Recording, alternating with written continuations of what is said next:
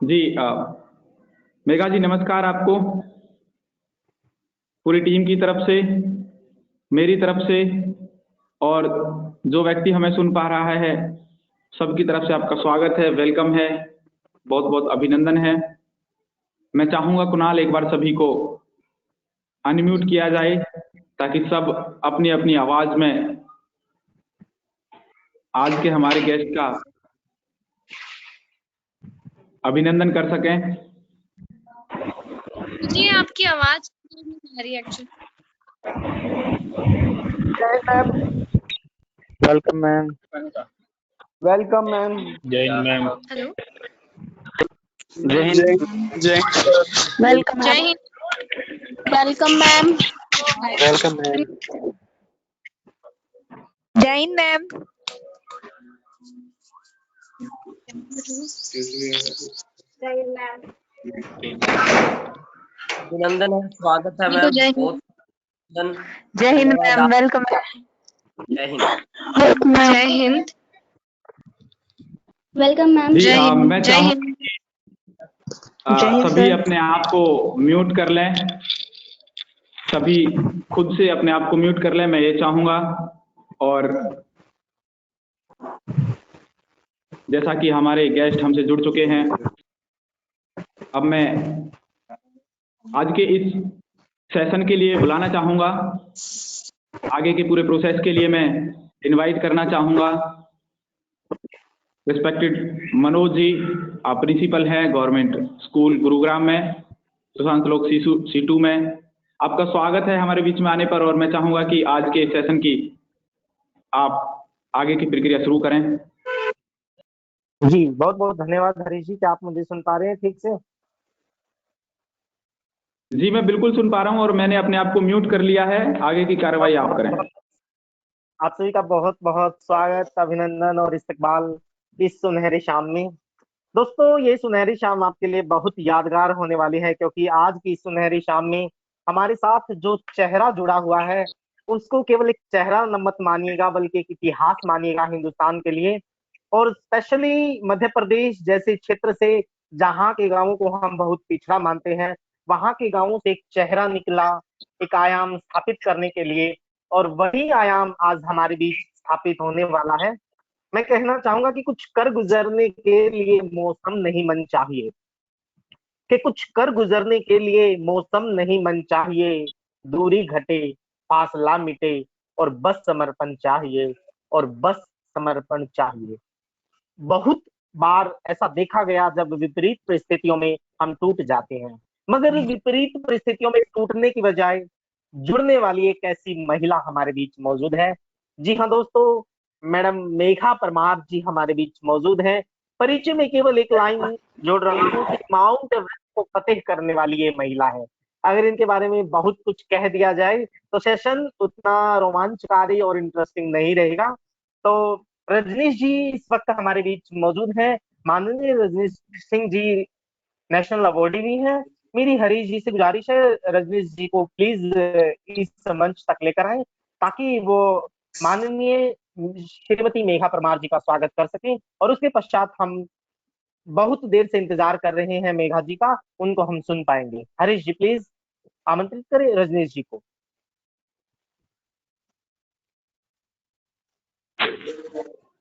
बहुत बहुत धन्यवाद जी मनोज जी आपका। और जी जी नमस्कार मेघा जी। नमस्ते। आप मुझे नमस्ते, सुन कैसे हैं आप? हाँ मैं जी, बढ़िया, आप कैसे हो? मैं बहुत अच्छी हूँ सर्वप्रथम और आपको बहुत सारी बधाइयाँ। मैं भी यही कहने वाला था कि सर्वप्रथम तो आपको बहुत सारी शुभेच्छा एवं बधाइयाँ आपके मुकाम के लिए। और मैं आपका इस सेशन में बहुत हृदय से आभार एवं स्वागत करना चाहूंगा कि आप लोग कहते हैं ना कि आपकी जो उपलब्धियां हैं उनको गिनाने से अच्छा है कि आप खुद इंटरेक्ट करें बच्चों से, उन्हें आगे के लिए सबक दें, सीखें, ये आपसे सीखें कि किस प्रकार एक मध्य प्रदेश के छोटे से गांव सीहोर से एक बेटी निकलती है और बेटी बचाओ बेटी पढ़ाओ मुहिम की ब्रांड एम्बेसडर तक बन जाती है। तो इस जो पहल है और इस जो आपके मुकाम की पहुंच है वो आप खुद ही अपने मुख से इन बच्चों को बताएं। बस मैं तो हृदय से आपके भविष्य के लिए कामना करूंगा कि आप यूं ही जिस प्रकार आपने विश्व की 3 ऊंची चोटियां सबमिट कर चुकी हैं, आगे बाकी 4 भी सबमिट करके विश्व की 7 ऊंची चोटियों को आप सबमिट कर सकें। और आपका पुनः बहुत बहुत स्वागत है। थैंक यू बहुत सो मच। जी, बहुत बहुत धन्यवाद सर। और इस वक्त मैं स्क्रीन पर देख पा रहा हूँ मैडम मेघा जी को। मैडम, खूबसूरती की मल्लिका हैं आप, क्योंकि आपके हौसलों में वो दम है जो देश के लाखों करोड़ों युवाओं का आज एक उदाहरण आप बनते जा रहे हैं। एक बात कहकर मैं शुरू कर रहा हूँ कि कहने को प्यार हम सारे जहां से करते हैं। सबकी अपनी अपनी मोहब्बत होती है, अपनी अपनी कहानियां होती हैं। आपको मोहब्बत चढ़ाई से हुई, माउंट एवरेस्ट से हुई, आपको मोहब्बत हिंदुस्तान से हुई। तो कह रहा हूं कि कहने को तो प्यार सारे जहां से करते हैं, मगर कहते हैं जिसे मोहब्बत वो आप हिंदुस्तान से करते हैं। तो दोस्तों, इस वक्त हमारे बीच मेघा मैडम जी मौजूद हैं, स्क्रीन पर आ गए हैं। आप सबसे गुजारिश है अपने फोन को थोड़ी देर के लिए म्यूट कर दें और आइएगा सुनते हैं मैडम मेघा जी को। बहुत बहुत स्वागत, अभिनंदन, इस्तकबाल। आप जी सभी प्लीज। को मेरा जय हिंद। क्या आप तक मेरी आवाज पहुंच रही है सभी तक? हाँ जी मेघा आप जी, मैं सभी बताना मुझे चाहूंगा सुन पा रहे आवाज हैं? पहुंच रही है। बिल्कुल मेघा जी, मैं बताना चाहूंगा, हाँ, हाँ जी। आपकी आवाज सभी तक पहुंच रही है और सभी ने अपने आप को म्यूट किया हुआ है ताकि बैकग्राउंड आवाज ना आए। और हम बहुत इत्मीनान से आपको सुनना चाहते हैं। ओके।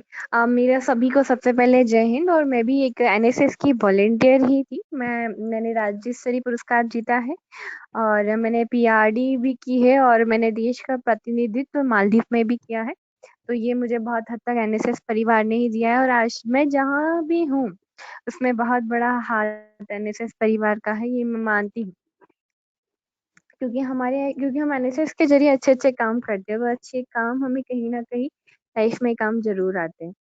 तो मैं अपना परिचय देती हूँ। तो मेरा नाम मेघा परमार है और मैं मध्य प्रदेश की फर्स्ट वुमन हूँ जिसने माउंट एवरेस्ट क्लाइम किया है। साथ ही मैंने 7 महाद्वीप में से 4 महाद्वीप के हाईएस्ट माउंटेन्स भी क्लाइम किए हैं। और अभी वर्तमान समय में मैं पूरे मध्य प्रदेश की बेटी बचाओ बेटी पढ़ाओ की ब्रांड एम्बेसडर हूँ और एक स्कूल में गवर्नमेंट टीचर हूँ। बड़े प्यारे प्यारे चेहरे नजर आ रहे हैं, मुझे बड़ा अच्छा लग रहा है सभी स्वयंसेवकों को देखकर। सच में बहुत अच्छा लग रहा है, खिलखिलाते मुस्कुराते चेहरे जब देखे जाते हैं तो अपने आप में एनर्जी आ जाती है। तो मेरी जर्नी जो स्टार्ट हुई जब हम एनएसएस में या किसी भी चीज में होते हैं तो हमारे अंदर एक होता है कि हमें कुछ करना है, हमें कुछ करना है। तो मैं जिस परिवार से हूँ, मेरा एक गाँव है भोजनगर, प्रॉपर वहां से हूँ। बहुत बड़ा परिवार था, बहुत सारी 12 लड़कियां हैं हम घर में, कुछ ही 3 भाई थे हमारे। तो होता ये था कि पहले कि घरों में चुपड़ी रोटी हमेशा भाइयों की संख्या ज्यादा कम हो तो उनको दी जाती है, कोरी रोटी लड़कियों को दी जाती है, तो एक सी बात है। तो वहीं से शुरुआत हुई थी कि मैं अपनी दादी को बचपन में बोलती थी कोई रोटी हमारे को दो, हमारे भी टुकड़ी रोटी खानी है। तो उन्होंने कहा था कि तुम कहीं करोगी, छोरो नाम रोशन करेगो यो वो। तब मुझे पहली बार क्लिक हुआ था कि मुझे कुछ करना है, कि मेरे पापा को मेरे नाम पे गर्व फील होना चाहिए। और जो मेरी शुरुआत हुई थी वो इस कॉलेज से हुई थी। मैं हर चीज में पार्टिसिपेट करती थी उस दरम्यान, हर चीज, गाना ना डांस करना हुआ, पढ़ाई हुई, स्पोर्ट्स हुआ। क्योंकि जब तक हम पार्टिसिपेट नहीं करेंगे तब तक हमें पता कैसे चलेगा कि हम किस चीज के लिए बने हुए हैं। वो भी तो जानना जरूरी है ना। पर उस जिस एज में हम होते हैं हमारी एनर्जी को हमें सही दिशा में लगाना बहुत जरूरी होता है। इतनी एनर्जी होती है हमारे कॉलेज के फर्स्ट ईयर सेकेंड ईयर में। तो मुझे एनएसएस ने मेरी एनर्जी को सही दिशा में लगाना था। और फिर कॉलेज के दिनों में जो पहली बार प्राउड फील हुआ था तब ये हुआ था कि मेरे प्रिंसिपल द्वारा मेरे पिताजी को मंच पे बुलाया गया और वो खड़े थे। तब तब वो फील होता था ना कि पापा को अच्छा फील हुआ। फिर उन्होंने परमिशन, लड़कियां हो आप तो आपको साबित करके भी बताना पड़ता है। और जहाँ मैं सीहोर में मेरे घर पे रहती थी किराए के घर में, तो मुझे सभी भाइयों की रोटियां बनानी होती थी, टिफिन तैयार करने होते थे। और हमारा जो मकान था केवल एक कमरे का मकान था और दूसरी मंजिला पे था, नीचे हेडपंप था। तो सभी का नहाने धोने का जो पानी होता था वो मुझे 14 कुप्पे पानी सुबह मॉर्निंग में लेकर जाने होते थे, दोनों हाथों में रखे। तो आप इमेजिन कर सकते हैं सुबह सुबह 5 बजे 14 कुप्पे पानी लेके जाएंगे, वो भी दूसरी मंजिल पे। पर मुझे जो लगता है आज कि मान लो उस दिन मैं इतने कुप्पे भर के पानी नहीं भरती, तो क्या मेरे पैर इतने मजबूत होते? तो ऊपर वाला जाने अनजाने कब आपसे क्या-क्या करवा देता है आपको पता ही नहीं चलता है। फिर कॉलेज में हर चीज़ में जब पार्टिसिपेट की तो टीचर बहुत सपोर्टिव हो गए। आपके साथ आपके पेरेंट्स के अलावा आपके टीचर्स का भी सपोर्ट होना बहुत ज़रूरी होता है। तो मेरे टीचर्स ने मुझे बहुत सपोर्ट किया। फिर जब मैं पहली बार मालदीव में इंडिया को रिप्रेजेंट गई, मेरे पास तो कपड़े भी नहीं थे। मात्र 2 जोड़ी कपड़े में मैं गई और वहाँ मतलब भारत से 50 लोग, मतलब हमारी मिस इंडिया हमारे साथ गई हो, भारत के सबसे अच्छे साइंटिस्ट हमारे साथ गए हो, ऐसे 50 लोग गए थे। आईआईटी के टॉपर, निफ्ट के टॉपर और बिट्स पिलानी के स्टूडेंट, एसएस बीएचयू के स्टूडेंट, साइंटिस्ट जब आपके साथ जाते तो आप लगता है कि आप कहाँ से आ गए हो। 2 जोड़ी कपड़े आप वहीं पूरे घूम रहे हो।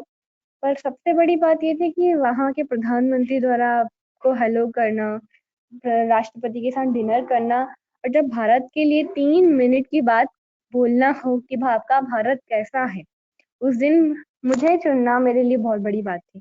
तब मुझे पहली बार खुद के ऊपर प्राउड फील हुआ था कि नहीं मैं कुछ कर सकती हूँ, मैं सच में दूसरों से अलग हूँ। फिर वहाँ से खुद के ऊपर कॉन्फिडेंस आया था।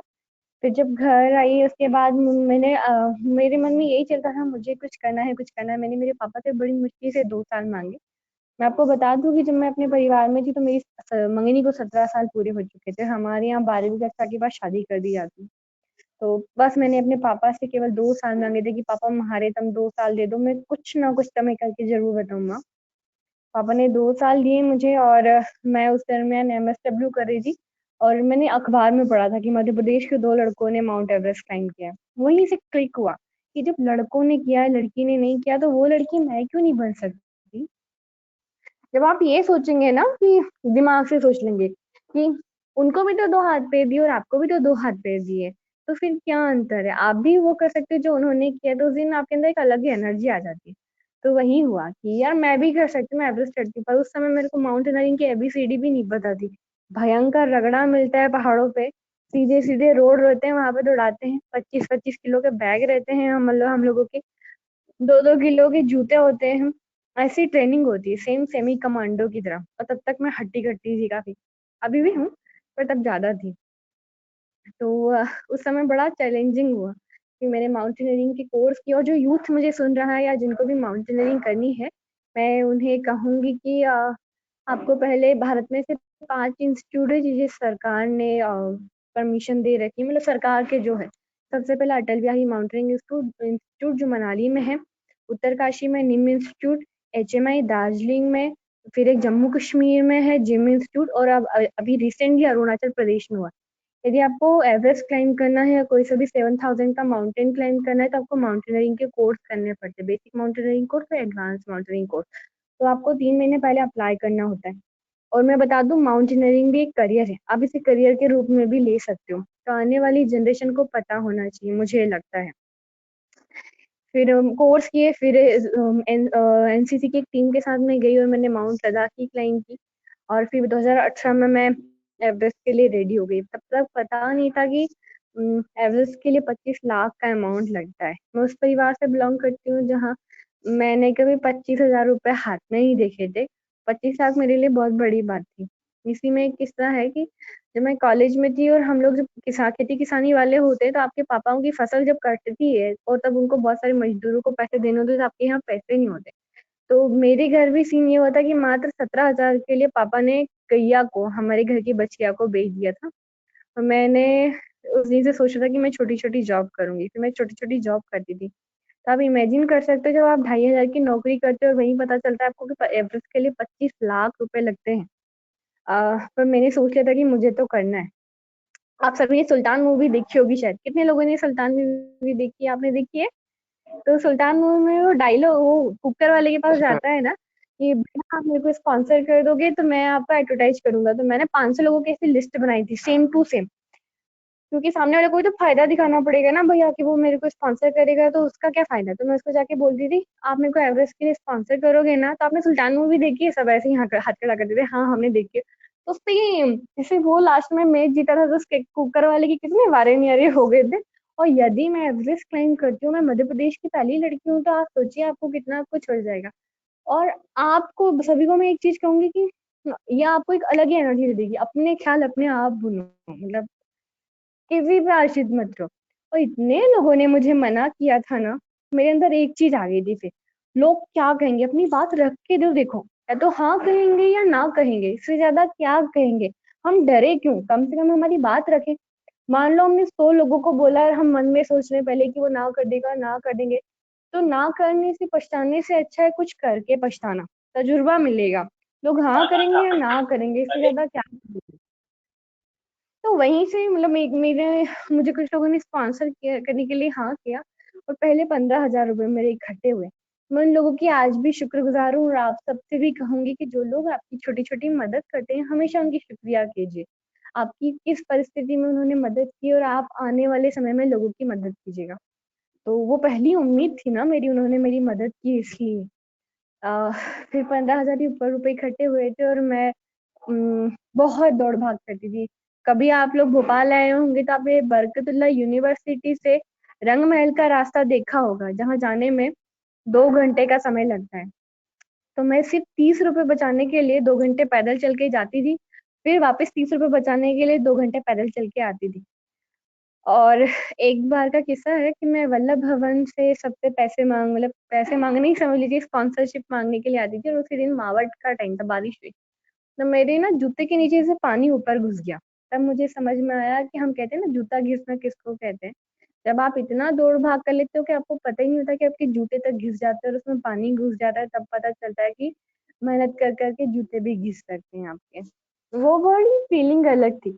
कुछ लोग जो मुझे पहले से जानते हैं उनको पता है कि मतलब मैं कैसी जुनूनी टाइप की थी। पीछे मेरा एक बैग रखा हुआ होता था, मुझे मतलब मेरी जो कमी है वही मेरी ताकत है। मुझे यदि एक बार जुनून आ गया ना कि मुझे ये करना है, तो मैं ये मानती हूँ कि ऐसा कुछ नहीं है कि मुझे नहीं करना है। इस जुनून के चक्कर में मैंने मेरी मम्मी की बहुत चप्पलें भी खाई हैं, बहुत मार भी खाई है, नो डाउट। पर उसका मैं मानती हूँ जुनून के चक्कर में आज मैं एवरेस्ट क्लाइंब भी कर पाई हूँ। तो आपकी जो कमी है ना, उसको आप ताकत बना लो। मान लो आप कुछ ऐसा करते हो जो लोगों को आपकी बुराई लगती है, पर आप उसको सही दिशा में दो ना, हो सकता है वो आपकी ताकत बन जाए। जैसे मैं मेरे भैया को बताती हूँ, मेरे एक भैया थे, उनको ना हमेशा मुर्गी मुर्गी के बड़े सपने आते थे, और वो पढ़ाई भी कर रहे थे एग्रीकल्चर की, तो उन्होंने एमएससी करना था। उनके घर वालों ने उनको बड़ी गालियां दी, उन्होंने सब कुछ छोड़ दिया। फिर फिर उनको हम लोगों ने सजेशन दिया कि आप एक काम करो, पोल्ट्री फार्म बड़ी चीज होती है, लोगों के पास व्हाइट वाली मुर्गियां तो बहुत सारी है, आप ऐसा बाड़ा बना के देसी मुर्गियां क्यों नहीं लाते। उन्होंने ऐसे ही किया। 1 साल के अंदर अब उनका खुद का स्वयं का पोल्ट्री फार्म है। और उनकी जिनको सब उनको नकारा बोलते थे ना कि तूने पढ़ाई बीच में छोड़ दी, कुछ नहीं करी, उनके पोल्ट्री फार्म की वजह से आज उनके पापा की इज्जत है। पूरे भोपाल में वो देसी मुर्गियां सप्लाई करते हैं, और उनकी डिमांड है क्योंकि उनकी मुर्गियां दाना नहीं खाती है, उनकी मुर्गियां इल्ली खाती है। मतलब वो नेचर के रूप में जोड़ के बनाए, तो उनकी चीज दूसरों से अलग हो गई, तो उनकी अलग डिमांड हो गई है।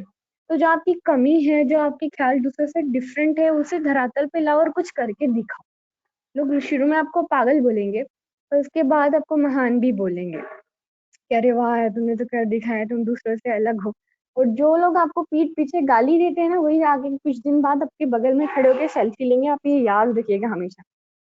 तो ये सब चीजें मेरी लाइफ में भी घटी थी। फिर जैसे दुनिया में बुरे लोग हैं तो अच्छे लोग भी हैं, ऐसी उम्मीद हमेशा हमेशा रखनी चाहिए।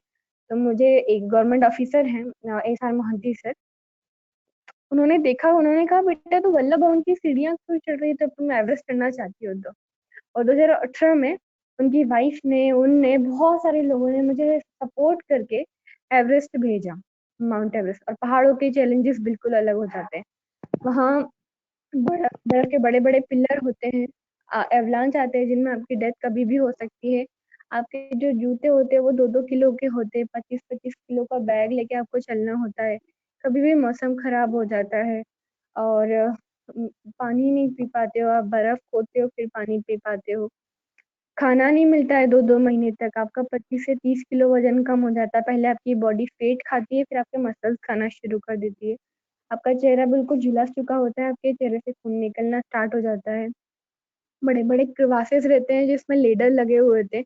आपने एवरेस्ट मूवी देखी होगी तो शायद लेडर ऐसे हिल रहे होते हैं निसन्नी नुमा, और उसमें सबसे ज्यादा डेथ होने के चांसेस रहते हैं। कैंप 3 के बाद 70 डिग्री का ग्रेडियंट रहता है, वॉशरूम भी आपको जाना होता है ना, तो हैंगिंग करके जाना होता है। तो आप ऐसे रात भर ऐसे पड़े रहते हो, कोई सोने की जगह नहीं होती है, और ठंड इतनी कि पूछो मत। ऐसा लग रहा है 100 सुइयां आपको चुभ रही होती है। हवा 170 180 की स्पीड से होती है, आपको कभी भी उड़ा लेके जा सकती है। हवा आते ही आपको तुरंत बैठना होता है। आप सिर्फ चलते रहते हो 9 घंटे, 10 घंटे, 12 घंटे की हर दिन क्लाइंबिंग होती है। रात को आप हमेशा क्लाइंबिंग करते हो। कैंप 3 के बाद डेथ जोन स्टार्ट हो जाता है, और जहाँ डेड बॉडीज का हब आप समझ सकते हो। वहां से एवरेस्ट, माउंट एवरेस्ट से कोई भी डेड बॉडीज वापस नहीं आ सकती। तो जो भी डेड बॉडीज है वो वही है, और हर बार ग्लेशियर जितने पिघलते हैं वो डेड बॉडीज निकल के आती है। हम जैसे रहते हैं ग्लेशियर में दबे हुए, हम वैसे के वैसे ही रहते हैं। मतलब आप जैसे दिख रहे हो, आप मर जाओगे तो वैसे ही दिखोगे, कोई फर्क नहीं पड़ेगा। और ऐसे ही एक ही रास्ता है, तो उन डेड बॉडीज के ऊपर पैर रख के या बगल से या क्रॉस करके आपको गुजरना पड़ता है। और आपका दिल सच में उस समय हिल रहा होता है, एकदम कपकपा रहता है कि पता नहीं इनकी जगह हम हो सकते हैं, क्योंकि दुनिया भर के कई क्लाइमरों में से वो है। और उसके बाद जब हम कैंप 4 पहुंचते तो छोटी सी जगह में कैंप 4 लगा होता है, जहाँ डेड बॉडीज का हब है, क्योंकि सबसे ज्यादा डेथ आते समय होती है।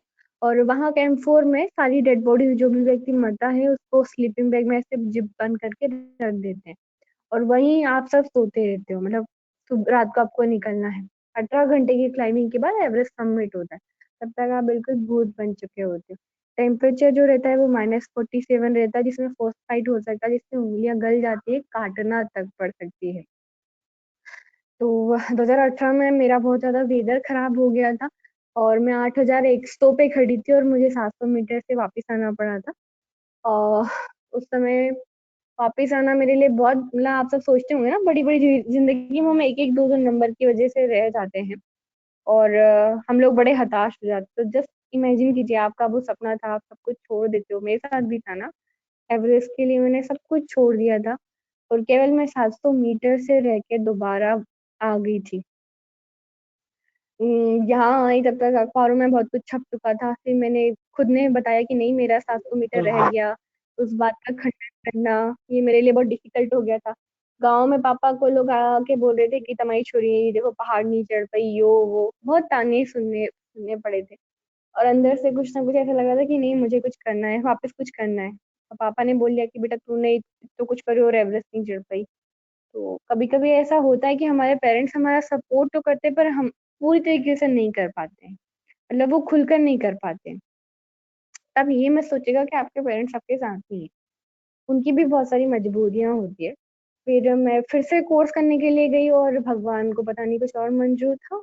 और हम लोग जब आर्टिफिशियल वॉल क्लाइंबिंग करते थे, व्हीलियर हमको सेफ्टी देता है, तो उनका सेफ्टी छूट गया, और मेरा 10 फीट से फॉल हुआ। तो मेरी रीढ़ की हड्डी में 3 फ्रैक्चर हो गए थे, और बहुत खतरनाक वाला दर्द हुआ था, और मुझे मनाली से लेके दिल्ली तक बस में आना पड़ा था। दिल्ली से फिर मैं ट्रेन में बैठी और फिर भोपाल आई, और बहुत खतरनाक दर्द हुआ, बहुत ही खतरनाक। यहाँ जब MRI करा तब पता चला कि एक तो मेरा मतलब बहुत डेंजर वाला फ्रैक्चर था, जिससे मतलब मैं पैरालाइज होने से बच गई मात्र आधे इंच से। ये 2018 में मेरे साथ हो रहा था। 1 जुलाई 2018 को मेरा फॉल हुआ था, फ्रैक्चर हुए थे, वापिस आई थी। अब और पापा को फोन किया तो पापा ने एक ही चीज बोली कि बेटा अब तू गाँव मत आ जाए, 3 महीना गाँव में रहना बहुत बहुत हमें रखना बहुत डिफिकल्ट हो जाएगा। आप इमेजिन कीजिए, एक ऐसा बच्चा है जिसका सपना खत्म हो चुका है, सबने साथ छोड़ दिया है, उसकी कमर भी टूट चुकी है, वो क्या करेगा ऐसे टाइम में।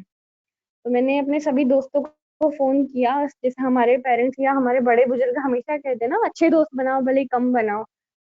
उस दिन मैंने सारे जितने भी मेरे फ्रेंड लिस्ट में जितने भी नंबर थे सारे डिलीट कर दिए थे।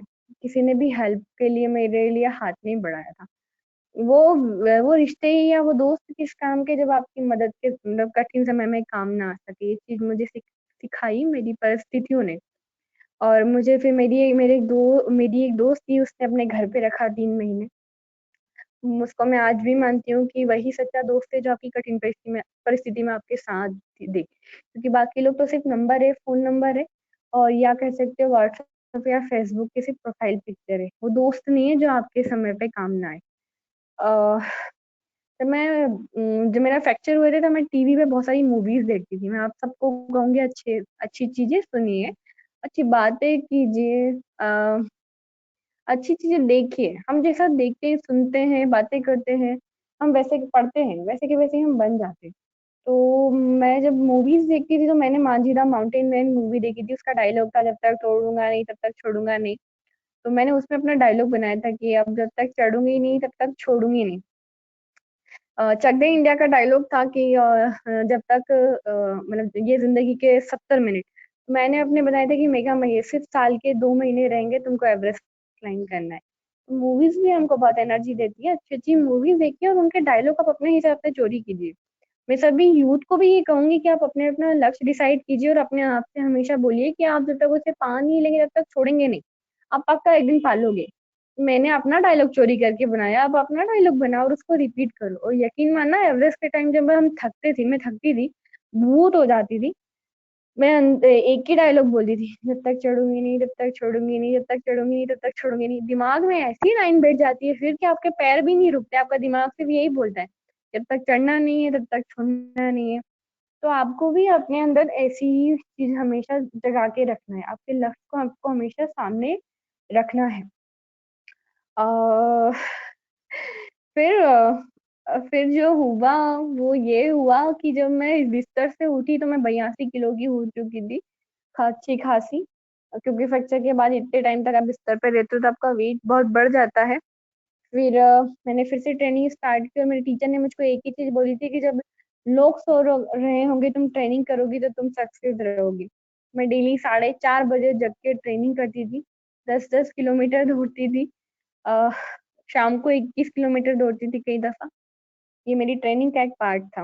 और फिर मैं रेडी हो चुकी थी। मतलब मैंने उस दरमियान जब मैं ट्रेनिंग करी, यदि आप में से कुछ यूपीएससी की प्रिपरेशन कर रहे हैं या किसी टारगेट की प्रिपरेशन कर रहे हैं तो मैं उनके लिए कहूंगी कि जब तक आप पा नहीं लेते तब बाकी चीजें फालतू हैं। ना मैंने दिवाली, होली, कोई सा त्योहार नहीं मनाया था। मैं अपने घर नहीं गई थी। मेरे पास स्मार्टफोन नहीं था, मेरे पास कीपैड फोन था, उसमें केवल 4 लोगों के नंबर सेव थे। तो जो व्यक्ति आपके लक्ष्य में काम कर नहीं है ना, उस व्यक्ति को हटा दो। कोई जरूरत नहीं है ऐसे व्यक्ति से बात करने की, देखने की, ऐसी चीज पे अपना टाइम बर्बाद करने की जब तक आप अपना लक्ष्य को पा नहीं लो। मैंने 6 महीने सिर्फ ग्राउंड, जिस स्कूल में मैं काम करती हूँ वो, घर, बिस्तर, फिर ट्रेनिंग, इसके अलावा कुछ नहीं देखा था। कुछ दिखता ही नहीं था मुझे। मुझे यही था कि मैं यदि आज ट्रेनिंग नहीं करूंगी तो मैं कल एवरेस्ट नहीं चढ़ पाऊंगी। जब आप ये चीज सोच लेते हो ना, आपकी रग रग में बस जाती है, तो आपको ये फिजूल चीजों के लिए फिर वक्त ही नहीं रहता है। फिर मैं ट्रेनिंग के बाद मार्च में फिर से रेडी थी 2019 में कि मेरे को एवरेस्ट चढ़ना है। और मैंने पिछली गलतियों से सीखा था।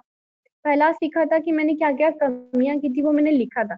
जब भी आपको जीवन में असफलता मिले तो उससे सीखिए, क्या कमी रह गई थी पिछली बार तो इस बार नहीं करनी है, मैं सुधार के जाऊं। तो मेरी जो कमी थी कि मैं बड़ी चटोरी हूँ, और हम भारतीय एकदम खाने पीने के बड़े शौकीन होते हैं। तो मुझे समझ में आया कि नहीं, मुझे इंडियन फूड मेरी कमी है, तो मुझको क्या करना है। मैं भूखी तो रह नहीं सकती पिछली बार की तरह, तो सूप सूप की जरिए तो मैं क्या करूंगी, बेस कैंप में बहुत अच्छी डाइट लूंगी, ताकि वो मेरे को ऊपर काम आए जब मैं खाना नहीं खाती। तो मैं घर से ड्राई फ्रूट्स के लड्डू, नमकीन, जो जिसमें अच्छे वाले नमकीन, मूंगफली के दाने, मुझे एनर्जी दे, ऐसी चीजें मैं लेकर गई। और मैं हूँ वेजिटेरियन, मैं नॉनवेज नहीं खाती। तो मैंने अपनी कमियां लिखी। दूसरी कमी लिखी कि मैंने अपना टाइम पिछली बार बहुत बर्बाद कर दिया था। तो इस बार मैं 64 GB के मेमोरी कार्ड में नीलेश मिश्रा के स्टोरीज लेकर गई थी। तो मुझे इंस्पायर कर रही थी, मैं एक कान में डाल के चलती रहती थी, फिर दोनों कानों में वहां डालना नहीं चाहिए। और मैं वहाँ 64 GB की मेमोरी कार्ड में अच्छी अच्छी मूवीज लेकर गई थी, जो मैं दिन के समय देखती थी। और देखने के बाद मैंने उस मूवी की क्या लाइन है जो मुझे दिल को छू छू गई, या ये मुझे एक्सपेडिशन में काम आएगी, मैं उसे लिखती थी। आप याद कीजिए, जब आप चलते रहते हैं तो बहुत सारे सीन आपके दिमाग में चलते रहते हैं, तो आप जैसा अच्छा देखोगे वैसे सीन आपके दिमाग में चलते रहेंगे। तो वही मेरे साथ था। और फिर जो कमी थी मैं बताती हूँ। जब मैं एयरपोर्ट पे गई ना, मेरा एक बैग 32 किलो का था, एक 7 किलो का था और एक 4 किलो का था। और आप जब भोपाल जैसे एयरपोर्ट पे जाते हो तो ये डोमेस्टिक वो कह जाते हैं शायद, तो वहां तो केवल बहुत कम वजन आपको ले जाना मंजूर होता है। तो वहां जब 32 किलो का उन्होंने मेरा बैग देखा, तो एयरपोर्ट वाली मैडम मुझे बोलती हैं कि एयरलाइंस वाली मैडम, कि मैम आप इस बैग को क्यों लेके जा रहे हो, इसमें सिर्फ लड्डू ही लड्डू है। और फाइन के रूप में पता चला कि 16,000 रुपए का मुझे फाइन भरना है। तो मैंने बोला 16,000 का फाइन ले लीजिए मैडम, पर मैं लड्डू नहीं दे सकती आपको, क्योंकि वो लड्डू मेरी ताकत थे। और मैंने फिर 16,000 रुपए का फाइन भरा था। यदि मैं कभी कभी लोगों को बताती हूँ तो मुझे हंसी आती है कि क्या क्या किया था मैंने, मतलब लड्डू के लिए 16,000 रुपए का फाइन को भरता है। और और फिर हम नेपाल पहुंचे, फिर से मेरी जर्नी स्टार्ट हुई। इस बार सेम वही चीजें, डिफिकल्टीज थी। पहाड़ पे अलग ही आपके चैलेंजेस हो जाते हैं, बहुत अलग। हर बार ग्लेशियर पिघल जाता है तो रास्ते बहुत अलग हो जाते हैं, बहुत डिफिकल्ट हो जाते हैं। हवाएं बहुत तेज होती है। 2 बार मैंने एवलांच का सामना किया और बहुत कुछ बीता जो कई बार शब्दों में बयां नहीं कर पाते। आप भूखे भूखे रह रह के 2-2 महीने तक चलते रहते हो, कुछ शक्ति नहीं बचती आपके शरीर में, सिर्फ आपका दिमाग चलता रहता है।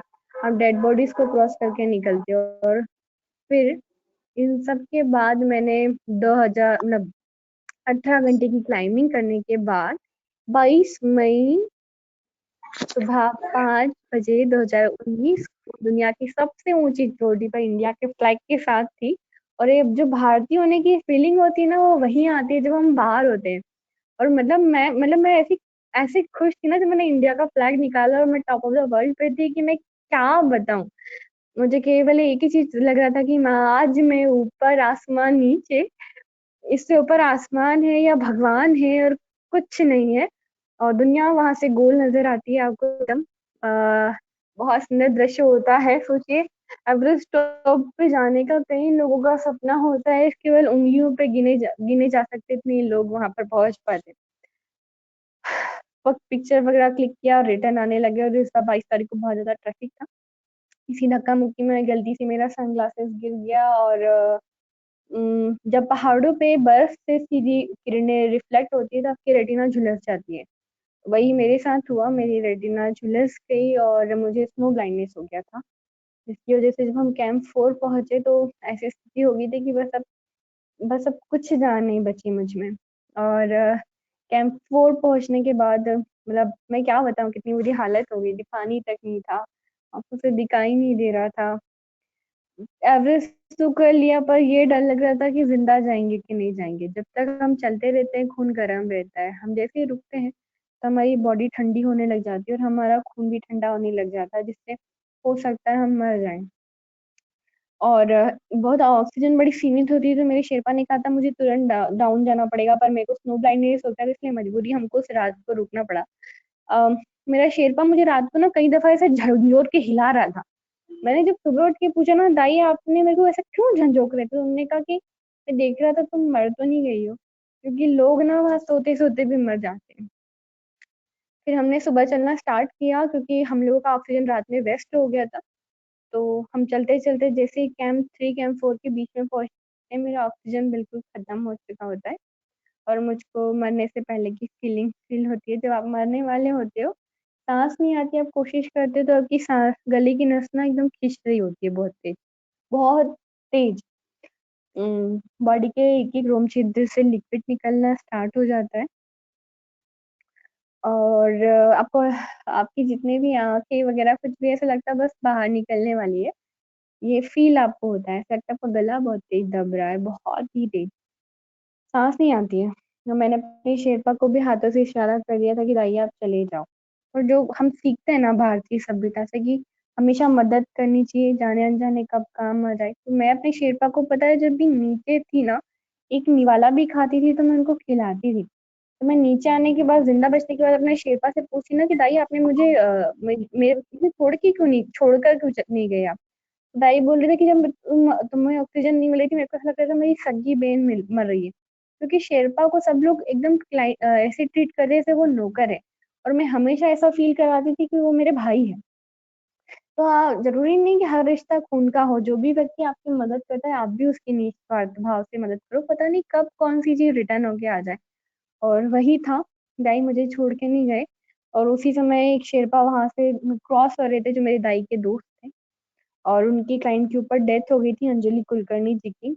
उनका सिलेंडर उन्होंने मुझे जैसे ही चेंज किया, मुझे मेरी जिंदगी की सबसे कीमती और गहरी सांस मिली। मुझे मेरे जन्म होते समय की सांस तो याद नहीं है, पर ये जब मैं मरकर वापिस आई हूँ वो सांस मुझे जरूर याद है। और उससे कीमती सांस शायद मेरे लिए कुछ हो भी नहीं सकती थी। और फिर मैं बच के वापस आई और आज आप सभी के सामने हूँ। मेरे लिए सबसे अच्छा पल जो था वो था जब मैंने अपने मम्मी पापा को देखा, क्योंकि मुझे लग नहीं रहा था कि मैं कभी उनको देख पाऊंगी। मेरे गांव में बिल्कुल डीजे से एकदम स्वागत हुआ, मतलब कभी ऐसा नहीं हुआ। देश की कैबिनेट में सम्मान हुआ, हर जगह मध्य प्रदेश की जीके की बुक में नाम आना। ये बाद में मेरे साथ अचीवमेंट जुड़े, पर पहाड़ ने मुझे एक चीज सिखाई कि जीवन से बड़ी सच्चाई कुछ नहीं होती, कुछ कोई भी नहीं होती। तो आप सबसे मैं यही कहूंगी, जैसे मैंने फिर एवरेस्ट के बाद और भी माउंटेन्स क्लाइंब किए। अफ्रीका का highest mountain mount Kilimanjaro climb किया, यूरोप का हाईएस्ट माउंटेन एल्ब्रूस क्लाइंब किया। और मुझे ना भ्रम हो गया था कि अब तो एवरेस्ट क्लाइंब किया, सारे माउंटेन इजी है, पर ऐसा नहीं होता। जैसे हर व्यक्ति अपने आप में अलग होता है, वैसे हर पहाड़ अपने आप में अलग होता है, उसके चैलेंजेस डिफरेंट होते हैं। फिर मैंने अकंगुआ किया जो 462 मीटर रह गया था। फिर उसके बाद भी मैंने हिम्मत नहीं हारी, फिर मैंने ऑस्ट्रेलिया का हाईएस्ट माउंटेन क्लाइंब किया, वो भी मध्य प्रदेश के प्रथम पर्सन के साथ, जो अभी पहले लड़के बने हैं, शोभितनाथ शर्मा जी। और तो एक चीज मैंने सीखी कि हर पहाड़ अपने आप में अलग होता है और मुझे रुकना नहीं है, मुझे चलना है। इसके साथ मैंने 4 माउंटेन, 4 महाद्वीप के हाईएस्ट माउंटेन क्लाइंब कर लिए। आप सबकी दुआ रही तो मैं 7 महाद्वीप के हाईएस्ट माउंटेन क्लाइंब कर लूंगी। और अब बस एक ही लक्ष्य है कि सारे बच्चों यूथ को आगे बढ़ाना है, उनको मोटिवेट करना है, उनको उनका लक्ष्य बनाना है। क्योंकि पहाड़ ने मुझको ये जिंदा वापस भेजा है तो किसी मकसद के लिए भेजा है, किसी विशेष चीज के लिए भेजा है।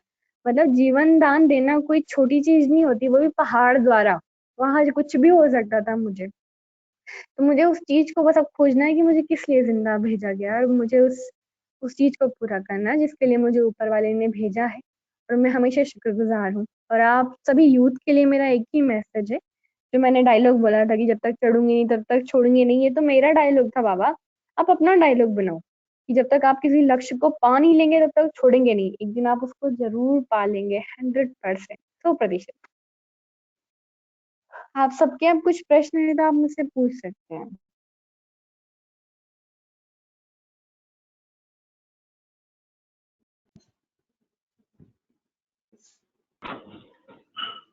जी मनोज सर, मेरी आवाज सुन पा रहे हैं?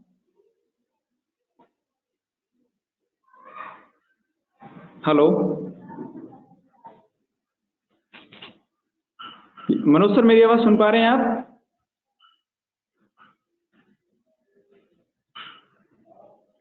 शायद मेरी आवाज मनोज सर तक नहीं पहुंच रही है। मैं बताना चाहूंगा कि बिल्कुल सवाल हैं हमारे साथियों के, हमारी टीम के और तमाम लोग जो हमसे जुड़े हुए हैं। मैं चाहूंगा कि अल्फाबेट तरीके से जिनका नाम ए से आता है, कुणाल, उन्हें अलाउ करें और डायरेक्ट सवाल सेशन हम शुरू करने वाले हैं। कुणाल, मेरी आवाज सुन पा रहे हो आप? यस भैया। बिल्कुल, आप अलाउ करें और उन्हें अनम्यूट करके क्वेश्चन पूछने के लिए अलाउ करें। उसके साथ ही एवरीवन में आप अपने क्वेश्चन लिखते जाइए।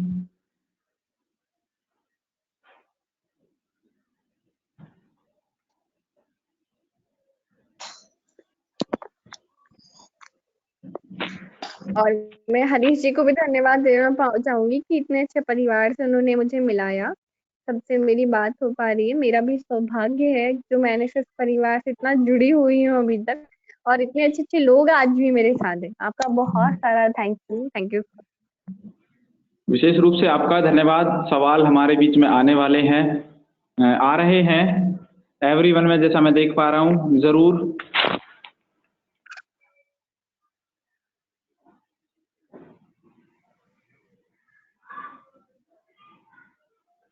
मैम, एक सवाल आया है मुकुल सेठी का। वो पूछना चाह रहे हैं कि आप हमें बताएं अपनी लाइफ को कैसे डिसिप्लिन में करें और डिस्ट्रैक्शन से को कैसे हटाएं। वो जानना चाहते हैं मुकुल सेठी जी। मुझे आपने बोला कि कैसे डिसिप्लिन में करना, आपने देखा होगा जब हम एनएसएस के कैंप में रहते हैं तो सुबह से शाम तक कितना सारा हम काम कर लेते हैं। कर लेते कि नहीं कर लेते, आप बताओ। जी कर लेते हैं बिल्कुल। ना, कितना कुछ कर लेते हैं। क्या टाइम मैनेजमेंट होता है। तो वो टाइम मैनेजमेंट मैंने वहां से सीखा था। बाद में आके मैं झूठ नहीं बोलूंगी, अभी थोड़ा गड़बड़ हो जाता है, तो मुझे वो कमी खलती है। और मैं अभी फिर से जब अपनी चीजों की तैयारी करती हूँ ना, मैं उसी रोटेशन में आ जाती हूँ। फिर चाहे जो हो, मुझे 5 बजे उठना है तो मैं उठना है। 5 बजे ना उठ सकी तो हम 6 बजे उठे।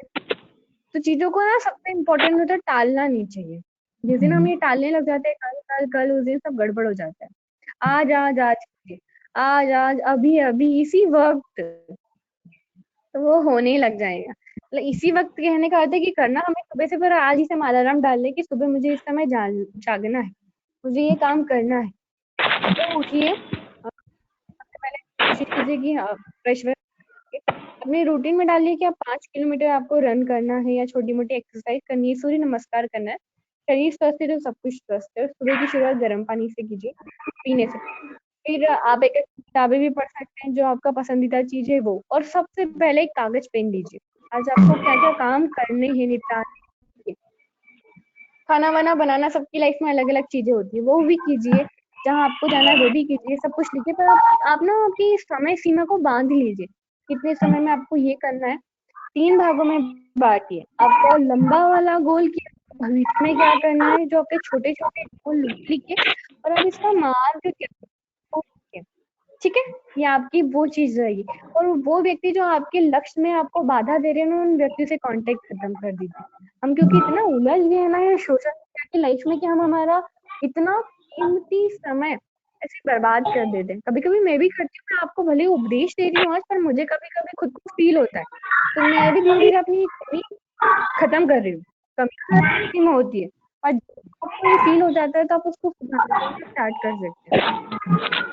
और आप बात थी कंसंट्रेट करना। तो आज के समय में हम इतने वो हो गए ना, जैसे आप वीडियो भी देखते होंगे तो हम पूरा वीडियो नहीं देखते, हम फटाफट आगे बढ़ा देते। तो हमें ना संयम की बहुत कमी हो गई है। संयम की कमी होने की वजह से हम कंसंट्रेट नहीं कर पाते। तो आप यदि आपके लक्ष्य के प्रति बहुत ईमानदार हैं तो अपने आपका कंसंट्रेट स्टार्ट हो जाएगा। मेन है, सबसे पहले आप चीज किस चीज के लिए क्या बने हुए हैं, ऊपर वाले ने आपको किस चीज के लिए बनाया है, क्या हुनर है आप में, आप वो पहचानो, फिर उसको करने के लिए लग जाओ। जो चीजें आपको भटकाती है ना, धीरे धीरे अपने आप हट जाएगी, जब आप उसकी तरफ ध्यान नहीं दोगे तो। फिर आप अपने लक्ष्य को प्राप्त कर लोगे तो उस दिन आपका माउंट एवरेस्ट खत्म हो गया, आप ये समझिए। सबके माउंट एवरेस्ट अलग अलग होते हैं। जी बिल्कुल। और एक सवाल हमारे बीच में और आया है, नीरज गुलिया। नीरज गुलिया जी पूछ रहे हैं, मैम किसी गवर्नमेंट क्लाइंबिंग इंस्टीट्यूट से कैसे जुड़ें और इसके लिए आगे क्या प्रोसेस होता है? मैंने आपको बताया था कि भारत में इसके 5 इंस्टीट्यूट है। प्राइवेट इंस्टीट्यूट माउंटेनियरिंग के है ही नहीं, इसके केवल 5 इंस्टीट्यूट है जो भारत में है। सबसे पहला जो है, आप तो यकीन मानिए हम कितने सौभाग्यशाली है। दुनिया का सबसे पहला इंस्टीट्यूट ही भारत में स्टार्ट किया गया था, जो तेंजिंग नार्वे साहब के द्वारा स्थापित किया गया था। और एडमंड हेरी सर और तेंजिंग नार्वे सर ने उसका वो किया था, फीता काटा था। तो आप HMI दार्जिलिंग में जो इंस्टीट्यूट है, हिमालय माउंटेनिंग इंस्टीट्यूट, वहां से बेसिक माउंटेनिंग कोर्स कीजिए। अगला जो है एवी मास मनाली में, जो बोल रही हूँ आप उसको नोट कर सकते हैं। अटल बिहारी माउंटेनियरिंग इंस्टीट्यूट, जो आप मनाली अपना हिमाचल प्रदेश में है, आप वहां से कर सकते हैं। शॉर्ट फॉर्म में लिख लीजिए, बिल्कुल फिर इंटरनेट पर आप देखिए तो आपको मिल जाएगा। HMI दार्जिलिंग। जी, हमारे बहुत सारे साथी वहां से ऑलरेडी करके भी आ चुके हैं। जैसा कि मैं लास्ट मंथ लेके गया था बच्चों को पंचमढ़ी नेशनल एडवेंचर इंस्टीट्यूट में, हरियाणा की तरफ से एज ए कंटिजेंट लीडर। अरे वाह, वेरी नाइस, ग्रेट। तो आप अभी एक और सवाल हमारे बीच में आया है कि टाइम टेबल, ये निकिता का सवाल है कि मैम टाइम टेबल बनाते हैं बट फॉलो नहीं कर पाते, उसके लिए क्या करें?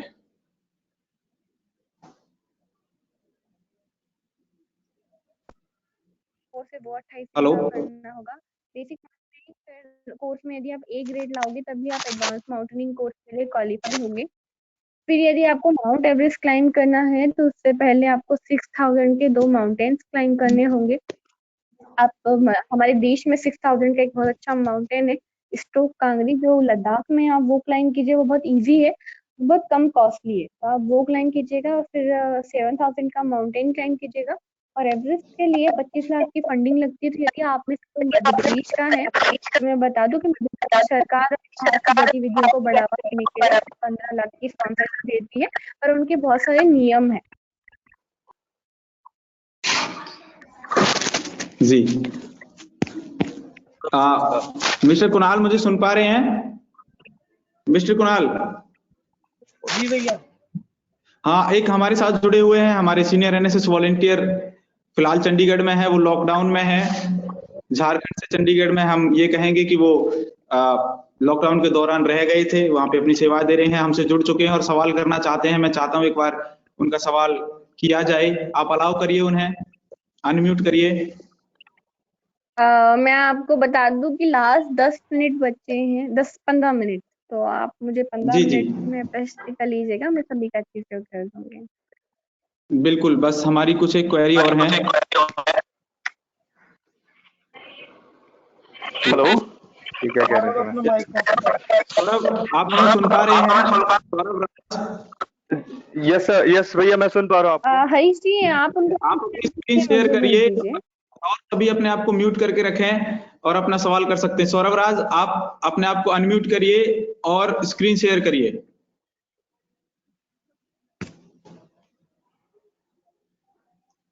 आपके फोन पर लेफ्ट साइड से सेकंड नंबर का जो यस। यस, जय हिंद to everyone. My name is Saurabh, I am from Dhanbad, Jharkhand. हाँ जी, जय हिंद जी। Hello ma'am. मेरा क्वेश्चन ये है आपसे मैम कि how do you come back after the first setback? मैं उसको डिफीट नहीं बोलूंगा, सेटबैक बोलूंगा। मैम, क्या डिटर्मिनेशन लगा होगा आपको मैम वापस सेटबैक करने में, अपने आप को उस पोजीशन पे वापस लाने के लिए?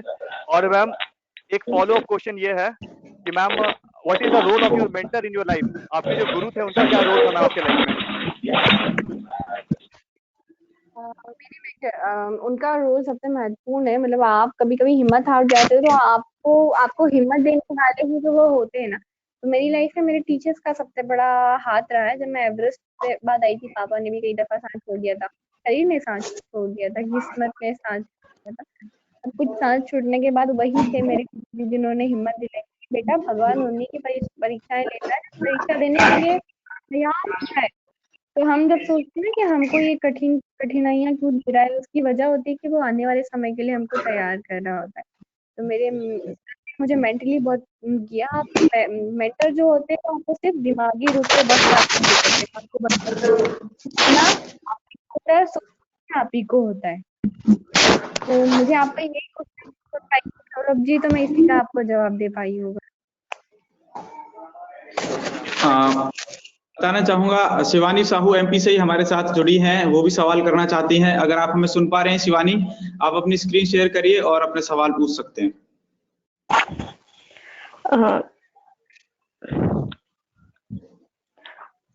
जय हिंद।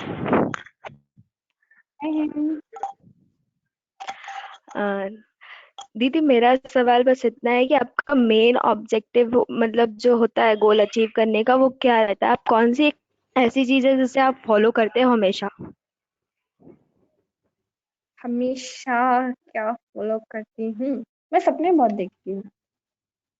जब तक आप सपने नहीं देखोगे तब तक उन्हें पूरा करने के लिए भागोगे कब? मैं बहुत महत्वाकांक्षी हूँ।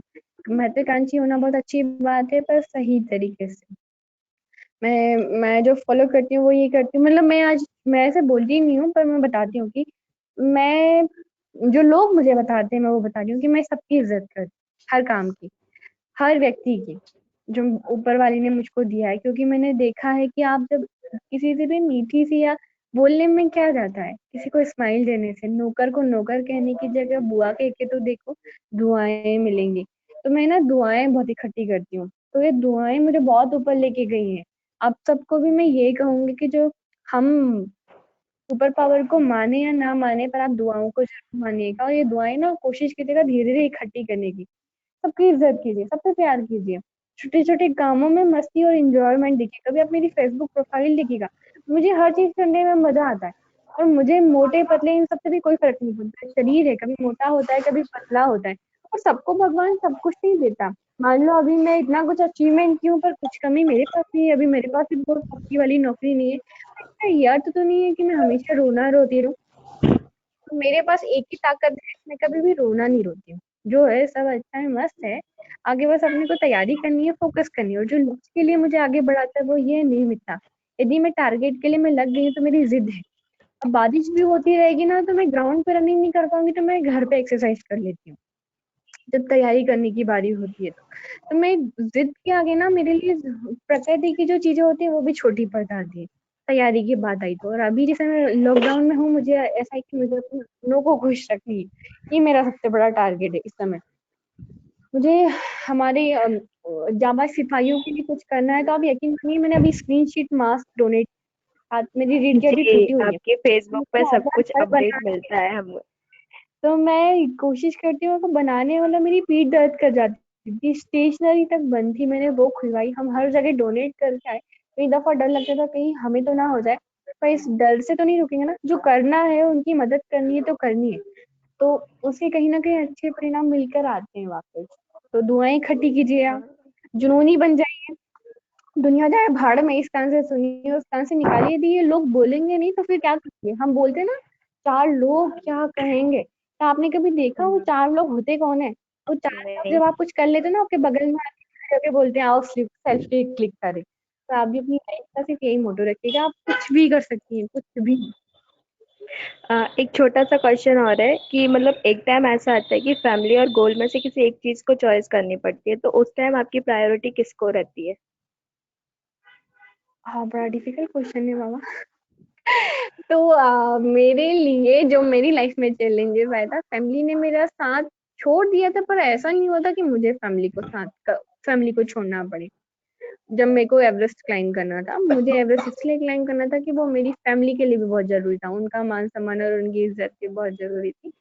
फैमिली और गोल में यदि बात आएगी तो रिश्ते बहुत इंपॉर्टेंट होते हैं, माँ बाप बहुत इंपॉर्टेंट होते हैं। तो अब के समय में यदि ऐसा कुछ होता है तो ये नाम फ्रेम वगैरह तो आता रहेगा, पर रिश्ते और अपने वापस नहीं आ सकते। अपने मतलब ताऊ जी काका बाबा नहीं, मेरे माँ बाप और मेरा खुद का भाई, इसके अलावा मैं किसी रिश्ते को इतना नहीं मानती। आपके पेरेंट्स बस आपके साथ होने चाहिए। हमारे साथ मनोज हैं, जिन्हें हम देख पा रहे हैं। मनोज, आपका कोई सवाल है जरूर, मैं जैसा स्क्रीन पर देख पा रहा हूँ। आप अपने आप को अनम्यूट करें, स्क्रीन शेयर करें और आप पूछ सकते हैं। बाकी सभी से उम्मीद करता हूँ कि खुद को म्यूट ही रखेंगे। मनोज जी, आपका सवाल। हेलो हेलो हाँ जी, मैम, मैं ये यस, पूछ रहा हाँ हूँ जी मनोज हम जी, आउट ऑफ कंट्री, जैसे हम आउट ऑफ कंट्री किसी भी दोस्त कंट्री से अगर हम माउंटेन क्लाइंब करते हैं, उसके बाद जैसे बोलते हैं कि गवर्नमेंट आपको डीसीपी जैसे ऐसे नौकरी देंगे, ग्रेड ए की नौकरी आपको देंगे। हाँ जी। क्या नहीं आप नहीं, मेरी बात? ऐसा नहीं है, अब ऐसा नहीं है, अब ऐसा नहीं है। ऐसा अब बिल्कुल ही नहीं है। मैं आपको बता दूं कि सिर्फ एक ही है ऐसे जिनको नौकरी दी गई थी, वो भी बहुत समय पहले की। पहले बहुत डिफिकल्टीज थी। अब देखिए, तेंजिंग नार्वे साहब को भी गवर्नमेंट नौकरी नहीं की थी, बछेंद्री पाल मैम को नहीं दी गई थी। एवरेस्ट या किसी भी माउंटेन को क्लाइंब करने का तो आप सरकारी नौकरी के लिए थोड़ी नहीं करते, आप नहीं नहीं, नौकरी के लिए एवरेस्ट क्लाइंब करेंगे। वो तो बोलते ऐसा हैं कि नियम बिल्कुल नहीं है। कौन बोलते ओके, हैं, आप मुझे बताइए। तो मैं एक बार पैरामाउंट नहीं, में जो ऐसा बहुत आप सारे बच्चों को भ्रम, हाँ बहुत सारे बच्चों को भ्रम है, तो मैं ये हटाना चाहूंगी। किसी भी राज्य में ऐसा नहीं है कि आप एवरेस्ट क्लाइंब करोगे तो आपको डीएसपी मिलेगा या वो मिलेगा। सिर्फ हरियाणा में ऐसा था, वो नियम भी अब 2010 के बाद बदल चुका है। मध्य प्रदेश सरकार नौकरी, जैसे हम लोगों के लिए फाइल धीरे धीरे बढ़ रही है, बहुत सपोर्टिव है, बहुत मान सम्मान और इज्जत वो दे रहे हैं। पर ये तो हमारा हुनर है कि हम आगे हमारे जीवन में क्या कर रहे हैं। क्या सरकारी नौकरी के लिए हाथ पे हाथ रख के भर के बैठे रहेंगे?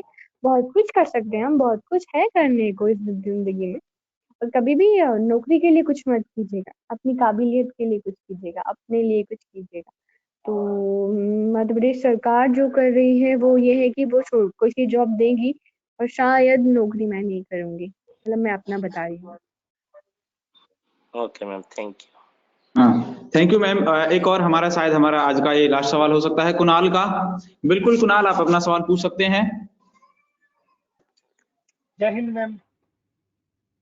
जय हिंद। मैम मैंने माउंट एवरेस्ट से, मेरे को इतना प्यार है ना कि मैं मूवी उसकी बहुत देखी है माउंट एवरेस्ट की। तो मैंने एक माउंट एवरेस्ट की एक मूवी देखी थी ओके। जिसमें एक माउंट के बीच में दूसरे माउंट के बीच में डिफरेंस होता है, मतलब एक पहाड़ ब्रेक होता है। हाँ, तो उसके बीच में हाँ, उसे लेजर करवास को कहते बांध, हैं। हाँ उस लेजर को बांध के तो क्रॉस करते हैं जिस प्रकार, ऐसा आपने हाँ भी जी, फेस उसे किया है क्या? लेडर कहते हैं। हाँ हाँ, मैंने आपको अभी जिक्र भी किया था कि वो लेडर होता है। जब हम चल रहे होते हैं ना तो वो ऐसे हिल रहा होता है बहुत ही, 3-3 लेडर का बांध के, जैसे निसन्नी नुमा। इस दीवार से उस दीवार तक एक निसन्ना नुमा होता है, नीचे खाई होती है और कुछ भी सेफ्टी नहीं होती। आप नीचे गए मतलब हमेशा के लिए गए। यकीन मानिएगा, हर हर व्यक्ति के पैर ना ऐसे ऐसे कांप रहे होते, एकदम एकदम कपकपा रहे होते, नीचे जैसे देखते हैं झाई आ रही होती। फिर ऊपर वाले को याद करके हम धीरे धीरे चल रहे होते हैं। यहाँ और 2018 में जो था ना, मतलब इतना लंबा लेडर था कि 2 कमरों को छोड़ के इतना लेडर, लास्ट तक पहुंचते पहुंचते ही पसीने से व्यक्ति डर के मारे तरह हो जाता था। और बहुत सारे एक्सीडेंट भी होते हैं। इस बार ही क्रवासेस में गिरने से 3 शेरपा की डेथ हो चुकी थी। जब एक व्यक्ति क्रवास में गिरा था तो मैं आपको कैसे बताऊं, जो मिट्टी होती जब पानी नहीं मिला तो कैसे फट जाती है, कैसे दरार हो जाती है। तो इमेजिन कीजिए वो बर्फ की बहुत बड़ी दरार होती है। जब वो उसमें गिरे थे ना तो उनके जो पेट की आगे वाली चमड़ी है वो पूरा ऊपर आ गई थी, और उनकी पीठ की पूरी ऊपर वाली चमड़ी ऊपर आ गई थी, उनकी आंतें पूरी हो गई ऊपर आ गई थी और उनकी डेथ हो गई थी। और उसके 10 मिनट बाद हमको क्रॉस करना था वो रास्ता। जब हमने वो बर्फ में खून देखा ना, मन एकदम हिल गया था कि कैसे कितना दर्द हुआ होगा उनको। उनकी जगह हम तो नहीं होंगे। तो पहाड़ों के इतने चैलेंजेस हम देख लेते हैं ना, मौत को इतने करीब से देख लेते हैं कि बाकी चीजें सब बेमानी लगती है। लोभ लालच ये सब बेमानी लगता है, सिर्फ एक ही सच्चाई है इस जीवन, बस। तो हम जैसे फिर आपने देखा होगा, तो फिर आपने, एक रहता है कि हम किसी चीज को देख लें कि आगे कोई खतरा है, तो मन चेंज हो जाता है कि हम आगे नहीं कर सकते। तो आपने कैसे उसको स्टेबल करके रखा कि आगे चलने के लिए? मैंने कई क्लाइंबरों को देखा था, सच में मैं बता रही हूँ कि कैंप 1 के बाद जब ऐसे सीन होते हैं ना, बड़े बड़े दुनिया के बड़े बड़े क्लाइंबर वहां क्लाइंब करने के लिए आते हैं। तो लेडर क्रॉस करने वाले हो फिट, एक से बढ़ के एक फिट, मतलब 6 पैक बने हुए होते हैं। उनके उनके सामने तो हम कुछ भी नहीं होते। और जब वो ऐसे डर होते हैं ना तो उसके बगल में आके बैठ जाते हैं और वो कहते हैं हम तो नहीं जाएंगे। उस समय फिर मैंने जो आपको चीज कही थी कि मुझे तो करना है, ये करना तो है, रुकना नहीं है। डर तो हर बार लगेगा, डर के आगे तो जीत है ना, माउंटेन ड्यू नहीं आता, डर के आगे जीत है। ये डायलॉग यहाँ बहुत अच्छा लगता है, वहां मुझे भी डर लगा था, पर मैंने क्रॉस किया, तो करना है बस। जी, मेरी आवाज सुन पा रहे हैं? जैसा मैं सुन पा रहा हूँ कि अभी एक और सवाल एक हमारे और वॉलेंटियर हैं गुरुग्राम से, आप पूछ सकते हैं। जय हिंद मैम। जय हिंद। मैम मेरा सवाल है, काफी मेहनत करने के बाद भी अगर आप कोई एम पूरा नहीं कर पाते हो, तभी आपको चारों तरफ से मतलब हरासमेंट का सा शिकार होना पड़ता है। लोग आपको मतलब हाँ आपके जी। बारे में नेगेटिविटी फैलाते हैं। वो मेंटल स्ट्रेस को आप मैम कैसे सहन कर सकता है, कैसे सहन करें? ओके, वो तो मुझे भी हुआ था। मतलब मेरा तो सब कुछ टूट गया था, एवरेस्ट पे क्लाइंब नहीं हुआ था, कमर भी टूट गई थी, पापा ने भी साथ छोड़ दिया था, लोग भी ताने दे रहे थे, मीडिया में भी फैल चुका था। तो मैं अपने आप को खत्म कर लेती थी क्या? मेरे साथ तो कितना कुछ घट गया था। तो मेरे को मेंटल स्ट्रेंथ जो वो मिली वो यही मिली कि आपके लक्ष्य के आगे कुछ भी नहीं है, उसकी तैयारी दोबारा कीजिए, नए सिरे से शुरू कीजिए। और शुरू सब अपने आप आ जाएंगे। बस अपने माँ बाप का विश्वास करते दीजिए, उनको बोलिएगा कि लोगों ने तो मेरा साथ दिया, आप तो मेरा साथ दीजिए। माँ बाप कितना भी आपको बुरा भला बोल दे पर आपका साथ नहीं छोड़ेंगे, आप याद रखना। तो आपको हमेशा मन से आपके साथ रहेंगे। और जब आप ना, दुनिया जाए भाड़ में, ये डायलॉग हमेशा याद रखना, दुनिया जाए तो मतलब नहीं है। कौन रहते हैं जो आपको मदद करेंगे। इस दुनिया में ऊपर वाले ने आपको किसी खास चीज के लिए भेजा है, उस चीज को आपको करना है और अपनी तैयारी अच्छे से कीजिए। एक बार हार के हो गई है कि चलना सीखे थे बचपन में, तो ठोकर लगी थी हमको, हम गिर गए, फिर उठे, फिर चले, फिर गिर गए, फिर उठे, फिर चले, फिर एक दिन हम दौड़ने लग गए ना। तो वैसे ही लाइफ का है, हम गिरेंगे उठेंगे चलेंगे, फिर गिरेंगे उठेंगे चलेंगे, फिर हम अच्छे से चलना लग जाएंगे। तो बस यही चीज आपको फॉलो करनी है। Thank you ma'am. जी thank you. Manoj ji sir, आप मुझे सुन पा रहे हैं? हेलो मनोज जी, आप हमें सुन पा रहे हैं? हेलो। हरीश जी, मैं आपको भी कहना चाहूंगी कि आप सभी को बता दीजिएगा कि इंस्टाग्राम पे भी ये मुझे देख सकते हैं, बिल्कुल बिल्कुल मेघा कर दीजिए। दाम माउंटेनियर के नाम से। ट्विटर पे मैसेज कर सकते हैं। मैं हमेशा अपने एनएसएस के स्वयंसेवक या किसी भी बच्चे को हमेशा जवाब देती हूँ कि मैं फील करके देखती हूँ। अभी मैं भी स्टूडेंट हूँ, मैं किसी को मैसेज तो मुझे जवाब नहीं मिला तो मुझे अच्छा लगता है, और पता नहीं मेरे किस जवाब से किसकी जिंदगी में क्या परिवर्तन आ जाए। तो आप सब मुझे किसी भी जगह पे मैसेज कर सकते हैं, इंस्टाग्राम पे, फेसबुक पे, व्हाट्सएप पे और ट्विटर पे। मैं आपका हमेशा जवाब दूंगी। आप इंस्टा पे मुझे जी जी मनोज सर, आप हमें सुन पा रहे हैं? हेलो मनोज जी। समय हो चुका है एक्चुअली। मैं वोट ऑफ थैंक्स के लिए, जैसा मैं देख पा रहा हूँ, डॉक्टर मूर्ति मलिक मैम हमारे साथ जुड़ी हुई हैं भगत फूल सिंह महिला विश्वविद्यालय खानपुर कला सोनीपत से। एनएसएस प्रोग्राम ऑफिसर हैं।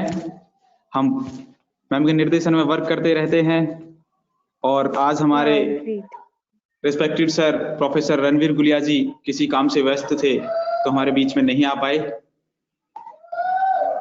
मैं बुलाना चाहूंगा डॉक्टर मूर्ति मलिक मैम को। मैम आप आए और आज के हमारे आए हुए जो रिसोर्स पर्सन हैं, जो गेस्ट हैं, मेघा परमार जी का धन्यवाद करें। ये मुझे आमंत्रित करने के लिए, और सबसे पहले जो अभी देख पा रही प्यारी सी बिटिया हमारे साथ मेघा परमार, तो मैं उनका बहुत बहुत धन्यवाद करती हूँ कि वो हमारे बच्चों के लिए प्रेरणा स्रोत हैं। एक तरह से उन्होंने अपने एक्सपीरियंस शेयर किए हैं और इतनी प्यारी सी बच्ची है कि देख के वैसे ही सुनने को मन करता है। तो इन्होंने बताया हमारे बच्चों को कि भी जो है डिटर्मिनेशन होना चाहिए, आत्म संयम होना चाहिए, एक डिसिप्लिन वे में हम जीवन जिए तो कोई भी लक्ष्य बड़ा नहीं है, यानी कोई भी लक्ष्य बड़ा नहीं है। तो एक कहावत है ना कि भी एक जो है आसमान में भी छेद हो सकता है, एक पत्थर तो तबीयत से उछालो यारो। तो वो बिल्कुल आत्म संयम के साथ काम करने की जरूरत है। तो मैं हरीश की ओर से, अपने एनएसएस परिवार की ओर से और जो है वॉलंटियर की ओर से और अपनी ओर से मेघा जी का जी मैं कह रही हूँ क्योंकि बहुत सारे बच्चों के लिए इंस्पिरेशन है। तो ये अपनी प्यारी सी बिटिया thank you so much ma'am, thank you. बहुत बहुत, और चाहती हूँ कि भी आगे भी ये बच्चों का इस तरह से मार्गदर्शन करती रहेंगी और एक तरह से रोल मॉडल है ये हमारे लिए। और मैं बहुत बहुत धन्यवाद जो है हरीश का करूंगी कि जो है बार बार मुझे ये इतना बढ़िया अवसर देता है इतने अच्छे लोगों से मिलने के लिए, चाहे वो उम्र में छोटे हैं बड़े हैं, लेकिन सुन के मजा आ जाता है।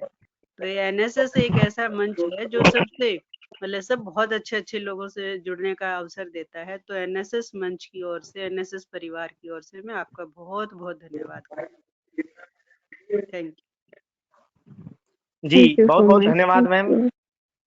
तो Thank इस you, वक्त sir. आप सुन रहे थे मैडम मेघा जी को, और एक ऐसी शख्सियत जिसको सुनकर न केवल हम सराबोर हुए बल्कि जिंदगी का सही फलसफा हम समझ पाए।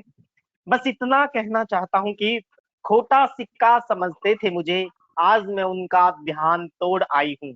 आपकी खिदमत में प्रस्तुत है कि खोटा सिक्का समझते थे मुझे, आज मैं उनका ध्यान तोड़ आई हूं, और जिंदगी की राहों में जरा लंबा है सफर मेरा, इसलिए कदमों के निशान छोड़ आई हूँ, इसलिए कदमों के निशान छोड़ आई हूँ। सही है, आपकी शायरी तो मुझे लिखकर आप जरूर भेजिएगा। जी जी बिल्कुल बिल्कुल भेजेंगे। क्योंकि मैं आज का एंकर था इसलिए मुझे प्रश्न पूछने की इजाजत नहीं मिली और समय का अभाव था तो शायद पूछ भी नहीं पाया, मगर अगर आप इजाजत दें तो एक छोटा सा सवाल मैं पूछना चाहता हूँ, उसके बाद हम आज के कार्यक्रम को वाइंड अप करेंगे। आप बिल्कुल पूछिए, मेरा प्रश्न आपसे मेघा जी यह है कि जो दिव्यांग खिलाड़ी हैं और जो इस तरीके की गतिविधियों में रुचि रखने वाले हैं, उनके लिए किस हाँ जी। किस तरीके का भविष्य इस क्षेत्र में हो सकता है, प्लीज बताएं, दिव्यांग खिलाड़ियों के ओके, लिए। तो माउंटेनियरिंग फील्ड में दिव्यांग खिलाड़ी के लिए जैसे आप अरुणिमा सिन्हा जी का उदाहरण ले सकते हो। इसी के साथ आप छत्तीसगढ़ के चित्रसेन साहू जी हैं जिन्होंने अभी किलिमंजारो क्लाइंब किया। तेलंगाना के हैं जी शेखर भट्ट जो मेरे साथ गए। क्या होता है जब जी ऐसे व्यक्ति हमारे साथ आते हैं तो वो सपोर्ट उनको करते हैं, बहुत सपोर्ट करते हैं। बहुत डिफिकल्टीज उनको रहती है, शारीरिक दिक्कत तो रहती है पर उनको मेंटल स्ट्रेंथ और बहुत चाहिए होती है। जहाँ एक इंसान को 2 पैर होते हैं तो हमको 4 घंटे लगते हैं, तो आप समझ लीजिए उससे डबल टाइम उनको लगता है। उनको जी उनको जी मेहनत ज़्यादा लगती है। जी तो पर उनका जो मैं क्या बताऊँ, मतलब मेंटल स्ट्रेंथ मतलब सल्यूट करने का मन करता है। तो जो जी भी जी बच्चे ऐसे हैं मैं उनको अभी भी ऐसे बहुत सारे उदाहरण हैं, वो उनको फॉलो करें, जी उनको बात करें, क्योंकि जब वो आगे बढ़ते हैं ना तो वो दूसरे लोगों को भी बहुत मोटिवेट करते, बढ़ाते हैं। आपको 2 नाम जी बता रही हूँ जो मेरे साथ क्लाइंबिंग चित्रसेन साहू जी जी हैं, जो छत्तीसगढ़ के इंजीनियर हैं। इन्होंने इनके दोनों पैर नहीं है, कट चुके थे तो एक्सीडेंट जी में, और उनके दोनों कृत्रिम पैर से उन्होंने किलिमंजारो क्लाइंब किया था। बहुत टाइम लगा था, बहुत ज़्यादा, पर उनका मतलब मैं कहाँ से बताऊँ कि उनमें इतना उन्होंने अंदर से कहाँ से ताकत लाए थे। हम खुद देख के लग रहे थे कि जहाँ हमारे 10 कदम में तुरंत चल रहे थे, पर उनमें हिम्मत नहीं हारी थी। मतलब सुबह से रात, रात से दूसरा दिन होने को आया था। समझ सकते हैं, खाना-पानी सब खत्म है, कई लोगों के टूट जाते हैं, लोग आ जाते हैं। उन्होंने भी सबमिट किया है, तो ऐसा उदाहरण है आपके सामने, ज़िंदा उदाहरण है। आप उनसे जी जुड़िए। दूसरे शेखर दादा हैं, मेरे साथ एल्ब्रूस क्लाइंब किए, तो उनका एक पैर और एक हाथ नहीं था। उनको करंट की वजह से ऐसा हुआ था। उनको बहुत डिफिकल्टीज आती है पर वो बिल्कुल जिंदा दिल है, हिम्मत नहीं हारते। तो ऐसे जो जी उदाहरण है ना, उनसे उनको जुड़ते रहिए तो वो ज्यादा अच्छे से गाइड कर पाते हैं। तो ये काम इंसानों तो मैं आपको बता दूंगी कि आप उन लोगों से संपर्क कीजिए, पर आप उनसे बात इसलिए कीजिए कि वो आपको किस तरह की तैयारी बेहतर आपको तरीके से। करनी होगी जी चीजों के बाद, वो बहुत बेहतर तरीके से। ओके। जी बहुत बहुत शुक्रिया आप सभी का। इस वक्त आप सुन रही हैं मेघा जी को, और हमने इस वक्त जाना कि जिंदगी में हताशा से शुरू होकर, निराशा से निकलकर आत्मविश्वास बटोरने तक का सफर किस तरीके से तय किया जा सकता है। बातों ही बातों में यहाँ मेघा जी ने बहुत खूबसूरती के साथ इस सफर को रखा। लगभग 40 मिनट का ये सफर इस वक्त रहा, और सबसे खूबसूरत बात, सफर को तय करने के लिए आपने नीलेश मिश्रा जी की कहानियों का चयन किया। इस सफर के बीच की एक बात थी जो बहुत खूबसूरत कहानियां होती हैं। सबसे खास बात जो आज के युवाओं पर आपकी बिल्कुल सीधे सीधे अटैक करके गई, वो ये थी कि आपने सबको सम्मान दिया, सबको बराबर का दर्जा दिया, और आपके जो साथी जो जिनको नौकर समझते थे उनको आपने भाई का सम्मान दिया। यह युवाओं के लिए बहुत बड़ी बात है, युवाओं के लिए समझने की बात है। तो तमाम उन चेहरों का जो इस वक्त आपको सुन पा रहे हैं, तमाम वो लोग जब भविष्य में इस वीडियो को सुनेंगे, उन सब की तरफ से आपको एक ग्रैंड सैल्यूट। हम आपको जय हिंद, जय Bharat, thank you so Vande much, Mataram thank you. कहते हैं, आपके भविष्य की कामना करते हैं। और कहूंगा कि सिर्फ ख्वाहिशों से नहीं गिरते फूल झोली में, कि सिर्फ ख्वाहिशों से नहीं हाँ गिरते जी। फूल झोली में, वक्त की शाख को तुम्हें खुद हिलाना होगा, और कुछ नहीं होगा अंधेरे को बुरा कहकर, अपने हिस्से का दिया तुम्हें खुद जलाना होगा, अपने हिस्से का दिया तुम्हें खुद जलाना होगा। तो आओ दोस्तों, मेघा की तरह हम भी अपने अपने हिस्से का दिया जलाएं और हिंदुस्तान को रोशन बनाएं। जय हिंद, जय भारत। आगे फिर मिलेंगे ऐसी ही एक उदित किरण के साथ। शुक्रिया।